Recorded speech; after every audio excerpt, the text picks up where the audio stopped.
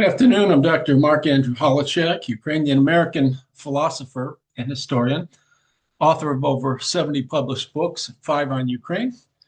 And today I'd like to talk to you about a rather astonishing and historically improbable story. That is the story of Bohdan Khmelnytsky's rise to Hetman of the Zaporozhian Cossacks from a position of authority in the Polish-Lithuanian Commonwealth. This is another edition of Eye on Ukraine, and I welcome you. Hope you have a great day. Let's begin by talking about the numerous Cossack-led peasant uprisings early in the 17th century. Prior to those of 1648, it was the uprisings that occurred in 1648, however, that were singular. They signaled a watershed in the Zaporozhian Cossacks' relationship with Poland-Lithuania. Prior to that year, there were many uprisings, some to varying degrees of success, but it wasn't even clear what success meant. It was just a matter of telling the nobility of Poland-Lithuania that we've had enough and so forth, and venting some frustrations and things like that. Now, the leader of the uprisings in 1648 was Bohdan Khmelnytsky, often called Khmel. He was born probably in 1595 in the hamlet Subotiv in what was then Poland.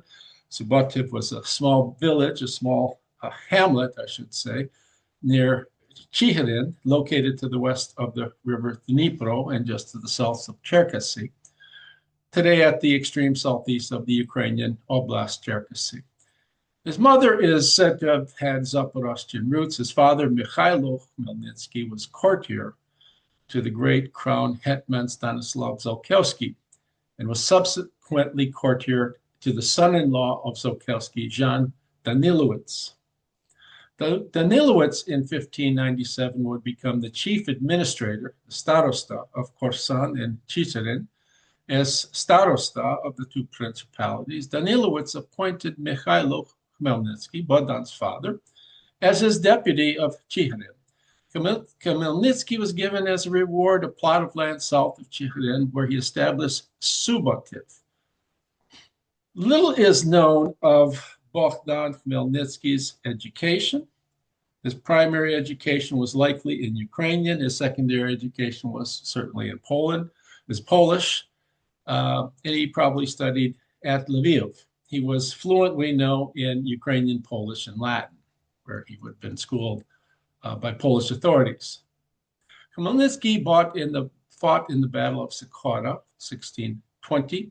That was part of the Polish-Ottoman War of 1620-1621, begun by Turkey, and fought on Moldavian, what is today Moldavian soil.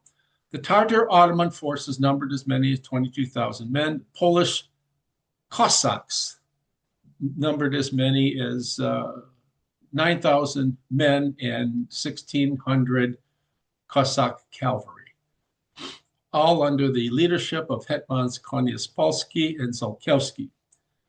The Polish-Lithuanian army comprised several regiments led by Polish magnates, the family Kalinowski, Kazanowski, Korecki, Potocki, and Zaslawski. In the heat of battle on October 6, most magnates and gentry fled with their armies northward. Most of the Polish-Lithuanian troops aided by Ukrainian Cossacks were killed, including Mikhail Khmelnytsky, Bohdan's father, and Hetman Zaporozhian, whose head was severed and placed on the head of a pike, as illustration that you don't mess with the Tatar Ottomans. Only some 1,200 Poles survived. Jan and Lukasz Zaporozhian, Samuel Korecki, Mykolaj Strus, Stanislav Potocki, and Bohdan Khmelnytsky were taken as prisoners. Bohdan, now fatherless, was held captive by the Turks in Istanbul for 2 years. The captivity years later would prove advantageous because he spent his time wisely as a prisoner. He learned what he could of Turkish, Tatar, and French, and he also learned what he could of Turkish manners and customs, and that would help him immeasurably in the uprisings of 1648, because the Ottoman Turks were his allies at the time. something that astonished and took by surprise the Poles. Now, what of Khmelnytsky's activities after his release from captivity? His mother very likely ransomed him. That's what we know. We think we know. We know nothing other than that he became a registered Cossack at some point in the 1620s. Around 1626, he took his wife Hanna Somko, daughter of the Cossack from Pereyaslav. With the death of his father, the two settled on his estate in Subotiv, where he rose in his regimental starshina to the rank of military chancellor, Pisar, who was responsible for military correspondence and other significant documents. That was highly because of his education as well.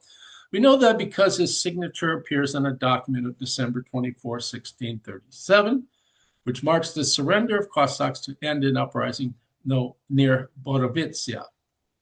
In the years that followed, Khmelnytsky so sufficiently distinguished himself as a leader in battles with registered Cossacks in 1645, especially, that he caught the attention of the Polish king Vladislav IV Vasa, who was aiming to forge an alliance with neighboring states to build an army to attack Turkey. King Vladislav discussed his plan with Khmelnytsky and other envoys. The former was to address the Zaporozhian Cossacks and seek their support. Khmelnytsky was probably well disposed to Polish rule. As a registered Cossack and chancellor of his regimental starshina, he was respected and esteemed. The ordinance of 1638, which led to the uprising of the same year by Khakiv Ostrianin and Dmitro Hunia, made all Cossacks, registered and Zaporozhians, answerable to the Polish king. Khmelnytsky's chancellorship was abolished. Only a nobleman could now hold the post, and he was demoted to the rank of captain of Chicherin's company. That was a notable setback. With the death of famous Polish Hetman Stanislaw Konieczpolski, his son Alexander reassessed Khmelnytsky's property and aimed to dispossess the captain of his property. By 1645, Konieczpolski enjoined Daniel Saplinsky, starosta of Chicherin, to seize Khmelnytsky's estate. Khmelnytsky appealed the seizure by writing to various Polish officials. All such appeals came to nothing. Then appealed to the king, Vladislav IV, who, from we know, had a favorable impression of Khmelnytsky on account of Khmelnytsky's prowess, intelligence, and leadership in battle.